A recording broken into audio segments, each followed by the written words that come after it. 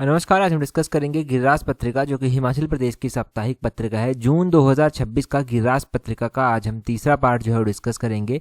जितने भी क्वेश्चन यहाँ पर डिस्कस किए जाएंगे, हर एक question exam point of view से इंपॉर्टेंट है और डेफिनेटली आने वाले एग्जाम्स में आपकी हेल्प करेगा, जैसे कि पहले भी जो है वो करता रहा है। अभी हम डिस्कशन को क्वेश्चन नंबर 1 से जो है वो स्टार्ट करेंगे, परंतु इससे पहले जितने भी हमने गिरिराज पत्रिका के जो है वो पार्ट डिस्कस किए हुए हैं, उन सभी पार्ट को जो है वो हमने एक अलग से प्लेलिस्ट बनाई हुई है। उस प्लेलिस्ट में भी जो है वो डाल दिया है और जैसे ही मंथ कंप्लीट होता है इसकी पीडीएफ जो है वो कंपाइल कर आपको टेलीग्राम पर प्रोवाइड करवा दी जाती है। टेलीग्राम पर ज्वाइन करने के लिए अपने टेलीग्राम से @allexam31 इस तरह से सर्च करना।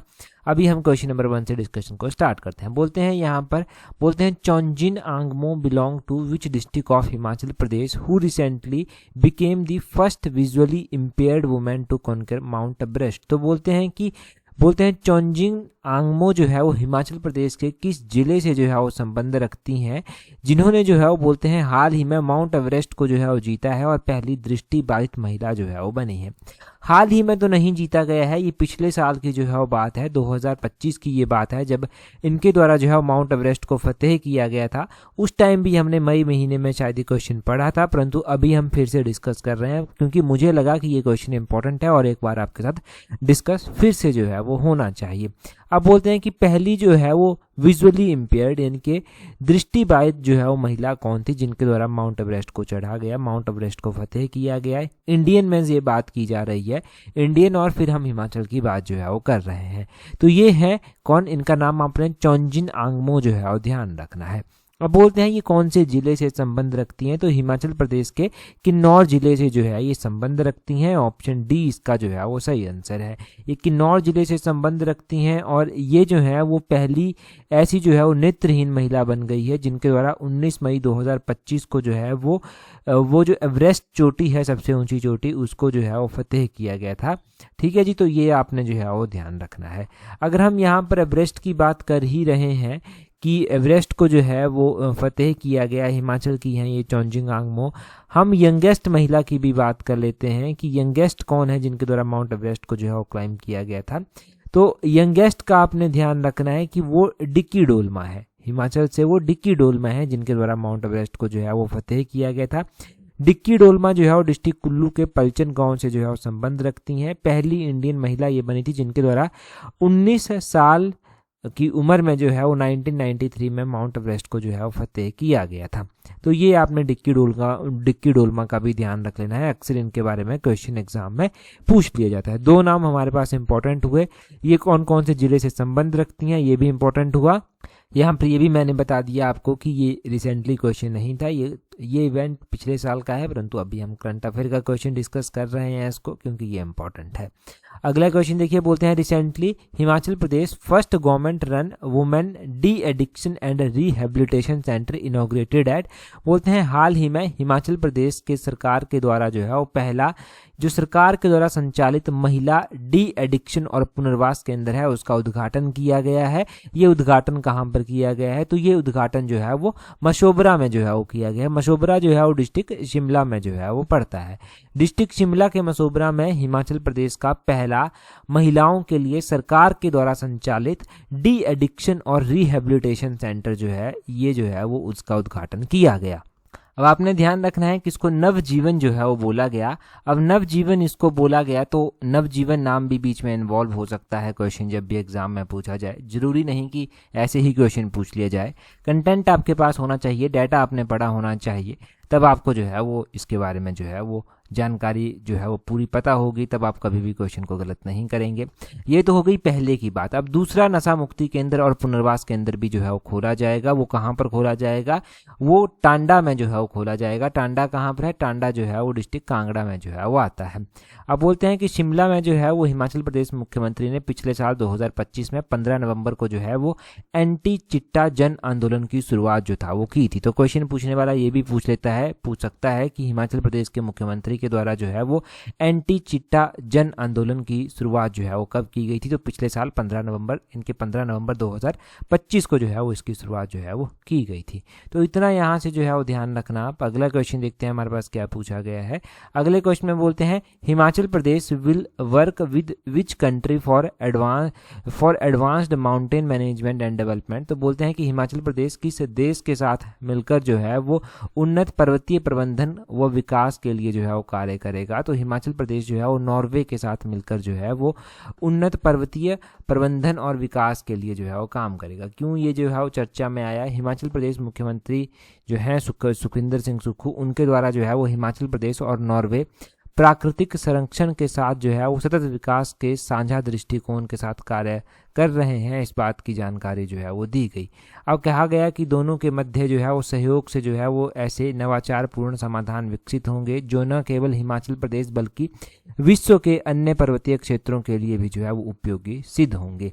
हिमाचल प्रदेश के मुख्यमंत्री ने जो है वो नॉर्वे की राजदूत हैं एलिन स्टेनर, इनके साथ जो है वो इसके बारे में विस्तार पूर्वक जो है वो चर्चा की। अब इसके बारे में डिटेल से चर्चा दी गई थी, डिटेल में बात की गई थी कि यहाँ पर जो मुख्य जो पॉइंट हैं वो ये हैं कि ठोस कचरा प्रबंधन और सर्कुलर इकोनॉमी और संसाधन पुनर्प्राप्ति, सतत पर्यटन, कचरा मुक्त पर्यटन है, ऐसे स्थान जो है डेवलप किए जाएंगे। जलवायु अनुकूल शहरी विकास होगा, ऐसी चीज़ों के ऊपर जो है वो काम किया जाएगा। ठीक है, तो ये कुछ की पॉइंट हैं कि किन किन चीज़ों के ऊपर हिमाचल और नॉर्वे जो है वो मिलकर काम करेंगे। तो वो की पॉइंट मैंने आपको जो है वो बता दिए। अभी हम अगले क्वेश्चन की ओर जो है वो चलेंगे। नेक्स्ट क्वेश्चन देखेंगे हमारे पास क्या पूछा गया है। अगले क्वेश्चन में हमसे पूछा गया है कि stage 2 of HP Shiva project launched in how many districts. तो बोलते हैं कि ये जो शिवा प्रोजेक्ट है, बोलते हैं इसका भी स्टेज 2 जो है वो शुरू होने जा रहा है। स्टेज 2 जो है वो कितने जिलों में जो है वो शुरू किया जाएगा? तो अगर हम HP शिवा परियोजना की बात करते हैं तो इसका जो स्टेज 2 है, दूसरा चरण जो है इसका हिमाचल प्रदेश के 7 जिलों में जो है वो किया जाएगा स्टार्ट। 7 जिलों में 3000 हेक्टेयर क्षेत्र जो है वो इसके लिए चयनित जो है वो किए जा रहे हैं। अब आपने ध्यान रखना है कि दूसरे चरण के बारे में जानकारी दी गई थी। दूसरे चरण के बारे में ये कहा गया था कि पहला चरण जो इससे पहले हो चुका है, इसमें जो है वो हिमाचल प्रदेश के जो है वो अलग अलग डिस्ट्रिक्ट्स में जो है 3083 हेक्टेयर क्षेत्र को जो है वो अंतिम रूप जो है वो दिया गया है। अब इसके ऊपर भी कार्य जारी रहेगा और दूसरा चरण जो है इसमें 7 जिलों में लगभग 3000 हेक्टेयर क्षेत्र का चयन जो है वो किया गया है। अब 3000 हेक्टेयर का जो चयन किया गया है उसमें से 2414 हेक्टेयर क्षेत्र का मूल्यांकन अभी किया जा चुका है। बाकी का जो क्षेत्र बचाता है 586 हेक्टेयर, उस क्षेत्र की कमी को भी जो है वो पूरा किया जाएगा। मतलब उसके लिए भी स्कोप ढूंढे जा रहे हैं कि कहाँ से जो है वो भूमि का जो है वो कार्य, यानी कि भूमि जो है वो चयन की जा सकती है, कहाँ पर क्या किया जा सकता है, उसके ऊपर काम चल रहा है। तो HP शिवा प्रोजेक्ट के बारे में जो है वो क्वेश्चन एग्जाम में पूछे जाते हैं। अब HP शिवा परियोजना की हम यहाँ पर बात कर रहे हैं, तो HP शिवा परियोजना के बारे में आपको एक बात जो है वो पता होनी चाहिए कि HP शिवा परियोजना हिमाचल प्रदेश में जो है वो चलाई जा रही है। अब हिमाचल प्रदेश में ये प्रोजेक्ट जो है वो किसकी सहायता से जो है वो चलाया जा रहा है? अब आपने ध्यान रखना है कि हिमाचल प्रदेश में ये प्रोजेक्ट जो चलाया जा रहा है HP शिवा परियोजना, ये प्रोजेक्ट जो है वो एशियन डेवलपमेंट बैंक की सहायता से जो है वो चलाया जा रहा है, ADB की सहायता से जो है वो चलाया जा रहा है। अब एशियन डेवलपमेंट बैंक की अगर हम बात कर लें तो GK में इसके बारे में क्वेश्चन जो है वो पूछा जाता है कि एशियन डेवलपमेंट बैंक की स्थापना कब की गई थी, इसका हेडक्वार्टर जो है वो कहाँ पर स्थित है? तो एशियन डेवलपमेंट बैंक की पहले तो आपने ध्यान रखना है कि इसका जो हेडक्वार्टर है वो जो है वो मनीला फिलीपींस में जो है वो स्थित है। मंडालियुंग सिटी है एक, जहां पर इसका हेडक्वार्टर जो है वो स्थित है। अब इसकी स्थापना की बात करें कि इसकी स्थापना जो है वो एशियन डेवलपमेंट बैंक की कब की गई थी, तो एशियन डेवलपमेंट बैंक की स्थापना जो है वो 1966 में जो है वो की गई थी। तो वो भी आपने एशियन डेवलपमेंट बैंक के बारे में ध्यान रखना है। हम बार बार HP शिवा परियोजना की बात करते रहते हैं, इसके बारे में एग्जाम में क्वेश्चन भी पूछे जाते हैं। अब ये HP शिवा का पूरा नाम जो है वो क्या है? HP से तो आप बता देंगे कि हिमाचल प्रदेश जो है वो पूरा नाम बनता है। शिवा जो है वो किसके लिए स्टैंड करता है? शिवा स्टैंड करता है subtropical horticulture irrigation and value addition, इसके लिए जो है वो शिवा जो है वो स्टैंड करता है। तो ये ध्यान रखना है कि HP शिवा परियोजना की जो है वो पूरी जो फुल फॉर्म है, पूरा नाम जो है वो क्या है। अब HP शिवा योजना का जो है वो उद्देश्य क्या है, किस उद्देश्य से ये चलाई जा रही है, तो हिमाचल प्रदेश में जो उष्ण कटिबंधीय जिले हैं उनकी जो बंजर भूमि है उनको जो है वो फलों के कटोरे के रूप में बदलने के उद्देश्य से जो है ये चलाई जा रही है। इसमें जो है वो इस परियोजना के तहत जो है वो लीची, संतरा, अमरूद जैसी जो है वो फसलों की खेती को जो है वो बढ़ावा दिया जाता है। ऐसी फसलों की खेती पर जो है वो फोकस ज़्यादा जो है वो किया जाता है। तो HP शिवा परियोजना में जो है ये सब चीज़ें जो है वो होती हैं। स्टेज 1 इसका कंप्लीट हो चुका है, स्टेज 2 जो है वो अभी चल रहा है। अब देखिए स्टेज 1 और स्टेज 2 के बीच में डिफरेंस ये होता है कि जैसे कि मान लीजिए इस योजना के लिए 1300 करोड़ रुपए रख दे तो वो एकदम से नहीं मिल जाएगा, वो स्टेजेस में मिलेगा। अब पहली स्टेज में कुछ पैसा देंगे, उस स्टेज में वो पैसा खर्च किया जाएगा, फिर दूसरी स्टेज चलेगी, फिर वो पैसा खर्च जो है वो होगा, वैसे कर कर जो है ये परियोजनाएं चलती हैं। नेक्स्ट क्वेश्चन देखेंगे, हमारे पास अगले क्वेश्चन में जो है वो क्या पूछा गया है, परंतु अगला क्वेश्चन हम डिस्कस करें उससे पहले देखिए, अगर आप तैयारी कर रहे हैं अपकमिंग HPRCA के जर्नल अवेयरनेस सेक्शन के लिए, अब देखिए HPRCA के हर एक एग्जाम में जर्नल अवेयरनेस का सेक्शन जो है वो पूछा जाएगा। अगर आप इस जर्नल अवेयरनेस सेक्शन की इम्पोर्टेंस समझते हैं, आपको पता है कि कैसे मेरिट में आना है, किस सेक्शन के ऊपर कितना काम करना है, कौन सा सेक्शन स्कोरिंग आपके लिए रह सकता है, मेरिट में आपको अच्छा रैंक ला सकता है, तब आप इस जर्नल अवेयरनेस की टेस्ट सीरीज को जो है वो ज्वाइन कर सकते हैं। इस टेस्ट सीरीज का जो लिंक है वो नीचे डिस्क्रिप्शन बॉक्स, कमेंट बॉक्स में जो है वो दिया गया है, वहाँ से आप टेस्ट सीरीज जो है वो ज्वाइन कर लेना। दूसरी ओर अगर आप तैयारी असिस्टेंट प्रोफेसर जैसे एग्जाम के लिए कर रहे हैं और पेपर 1 की तैयारी जो है वो करना चाहते हैं, क्योंकि पेपर 1 एक ऐसा एग्जाम है, देखिए आप किसी भी एग्जाम में पब्लिक सर्विस कमीशन के बैठेंगे तो पेपर 1 आपको देना पड़ेगा।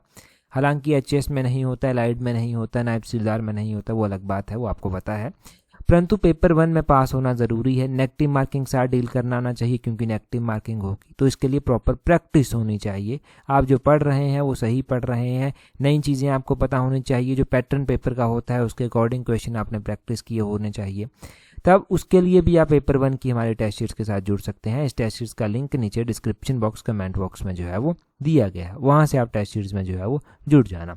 अगला क्वेश्चन देखिए क्या पूछा गया है यहाँ पर बोलते हैं in which region of Himachal Pradesh Samuel Evan Stokes introduced commercial apple farming. तो बोलते हैं कि सैम्यूल इवान स्टोक्स के द्वारा जो है वो सेब की कमर्शियल खेती जो है वो वाणिज्यिक खेती जो है वो स्टार्ट की गई थी। तो ये कहाँ पर जो था वो की गई थी। अब सैम्यूल इवान स्टोक्स के द्वारा जो सेब की खेती जो है वो स्टार्ट की गई थी वो कोटगढ़ के क्षेत्र में जो है वो स्टार्ट की गई थी। ऑप्शन सी जो है वो इसका सही आंसर हो जाएगा। डिस्ट्रिक्ट शिमला का जो कोटगढ़ क्षेत्र है वहाँ पर इनके द्वारा जो है वो सेब की खेती स्टार्ट की गई थी। अब देखिए अगर हम सैम्यूल इवान स्टोक्स के बारे में बात करते हैं तो 1882 में अमेरिका का जो है वो फिलाडेल्फिया शहर था जहाँ पर इनका जो है वो जन्म जो है वो हुआ था। अच्छे खासे परिवार में इनका जन्म जो था वो हुआ था, मतलब ऐसा था कि उस टाइम आपको पता है US में इनका जन्म होता है, परिवार भी अच्छा था तो वो अच्छे से जीवन जो है वो बिता सकते थे। अब इनके पिता और परिवार अमेरिकी जो है वो क्वेकर सोसाइटी से जो है वो गहराई से जुड़े हुए थे। इस कारण जो है वो प्रारंभिक जीवन में जो है इन पर जो है वो ईसाई परंपरा का गहरा प्रभाव रहा, परंतु बाद में चलकर जो है ये धीरे धीरे जो है वो अलग दिशा में जो है वो चलना इन्होंने स्टार्ट किया। अलग दिशा में जब ये चल रहे थे तो ये पहुंचते पहुंचते भारत आ पहुंचे। 1904 में वे जो है ये जो है वो 22 वर्ष की आयु में भारत आ गए। शिमला के निकट जो है वो सबातू स्थित इन्होंने जो है वो कुष्ठ गृह से जो है ये जुड़े हुए थे और इन्होंने जो है वो यहाँ पर जो है वो भारतीय जीवन की वास्तविकता देखी। इन्होंने गरीबी देखी, बीमारी देखी, इन्होंने देखा कि लोग शिक्षित नहीं हैं, समाज की जो कठिनाइयाँ हैं वो इन्होंने जो है वो देखी और इसका इनके ऊपर जो है वो गहरा प्रभाव पड़ा। 1905 में कांगड़ा में भूकंप आया, तब भी इन्होंने जो है वो देखा, इन्होंने जो है वो वहाँ पर भी राहत कार्य में जो है वो भाग लिया।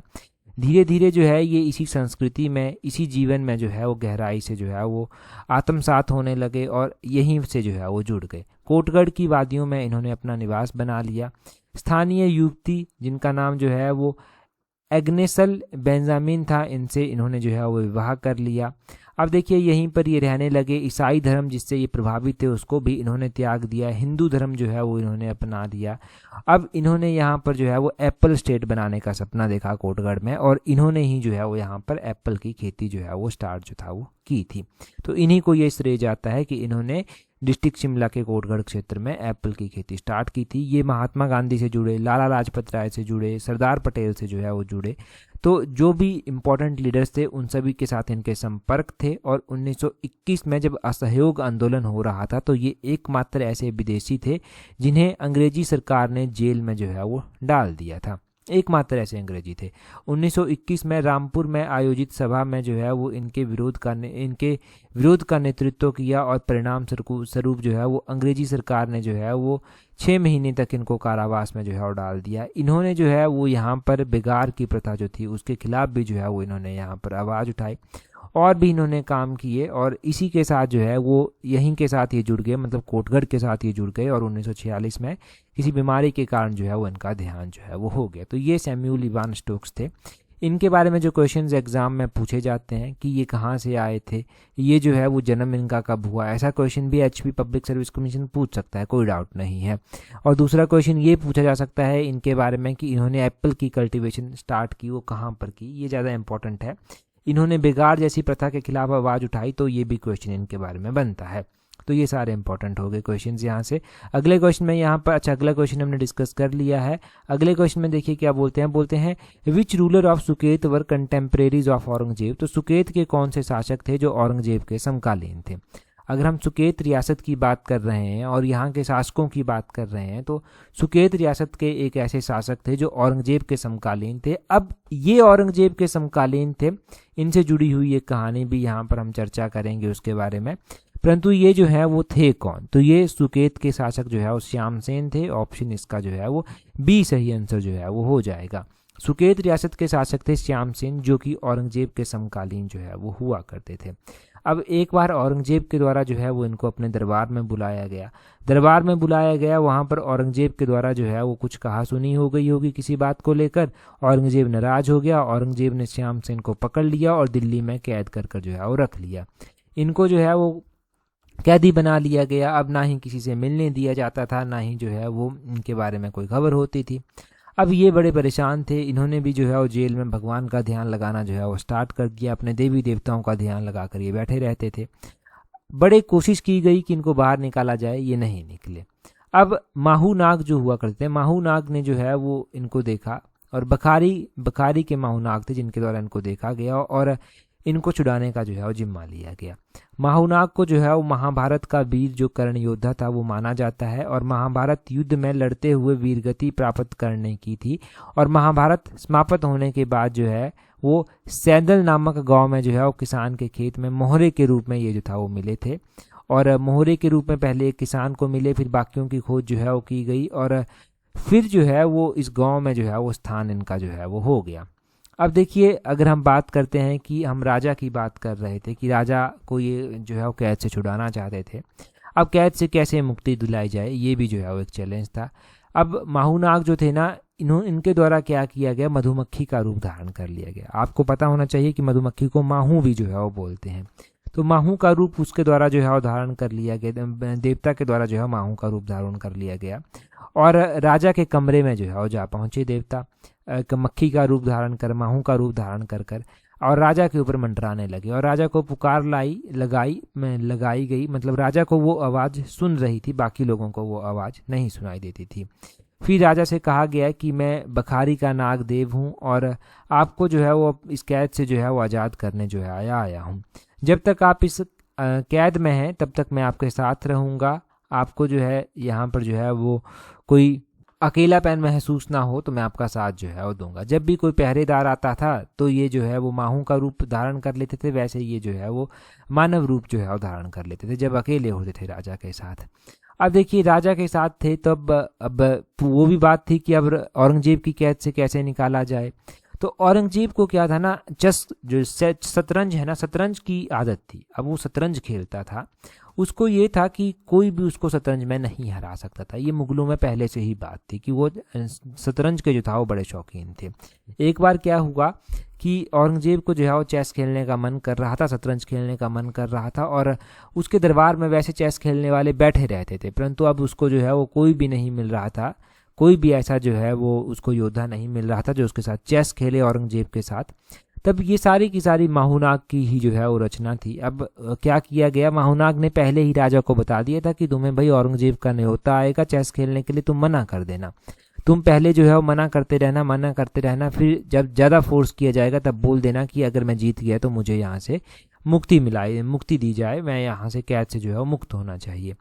अब ठीक है, अब बात आते आते जो है वो श्यामसेन के पास पहुंची कि श्यामसेन भी जो है वो अच्छी चेस खेल लेता है, तो क्यों ना इसको जो है वो लाया जाए। औरंगजेब ने अपने सिपाही भेज दिए कि जाओ भाई श्यामसेन को लेकर आओ। श्यामसेन ने वही सब किया जो माहूनाग के द्वारा कहा गया था।